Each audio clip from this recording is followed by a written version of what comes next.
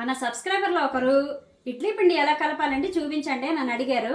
అందుకనే చూపిస్తున్నాను అనమాట. తెలిసిన వాళ్ళకి కాదు, తెలియని వాళ్ళకి చూపిస్తున్నాను. కొంతమంది తెలియని వాళ్ళు ఉంటారు కదా, అందుకని చెప్తున్నాను అనమాట. చూడండి, ఇక్కడ నేను రాత్రి ఒక గ్లాసుడు మినపప్పు నానబెట్టుకున్నాను. పావు గ్లాస్ తోటి గ్లాసుడు మినపప్పు నానబెట్టుకున్నాను. ఇది శుభ్రంగా కడిగేసి గ్రైండర్లో వేసేద్దాం.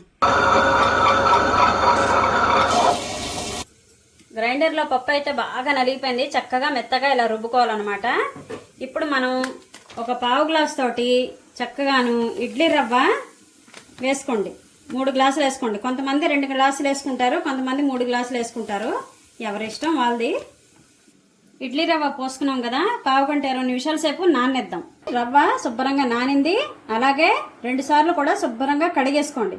కడిగేసుకొని ఇలా చక్కగా వాటర్లో ఉంటుంది కదా, శుభ్రంగా ఇలా గట్టిగా పిండేసేయండి. పిండేసి ఇలా వేసేయండి పొడి పొడిలాడుతూ.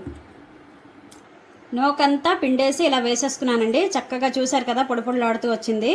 ఇప్పుడు మనం ఈ రుబ్బుని ఏదైతే రుబ్బు అంతా వేసేసానండి నూకలోని. ఇప్పుడు కొంచెం రాళ్ళుప్పు వేసుకోండి. మీకు రాళ్ళుప్పు అలవాటు ఉంటే రాళ్ళుప్పు వేసుకోండి, లేకపోతే మెత్తనుప్పు వేసుకోండి. నాకైతే రాళ్ళుప్పు అలవాటు. అలాగని ఎక్కువ వేసేసుకోకండి, ఎందుకంటే ఉప్పుడు రవ్వ కదా, అందుకని. అంతేనండి, ఇది ఇడ్లీ పిండి తయారైపోయింది. ఇది శుభ్రంగా కలిపేసుకోండి. నూక రుబ్బు కలిసేటట్టు శుభ్రంగా కలిపేసుకోండి. ఇడ్లీ పిండి ఎలా రుబ్బుకున్నామో అలాగే తీసేసి ఇడ్లీలు వేసేకండి.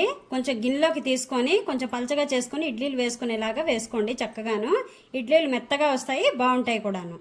నేనైతే ఈ విధంగా చేస్తాను. ఇంకా తెలిసిన వాళ్ళు ఇడ్లీ పిండి ఎలా కలుపుతారో నాకైతే కామెంట్ చేయండి. ఛానల్కి సబ్స్క్రైబ్ చేసుకోండి.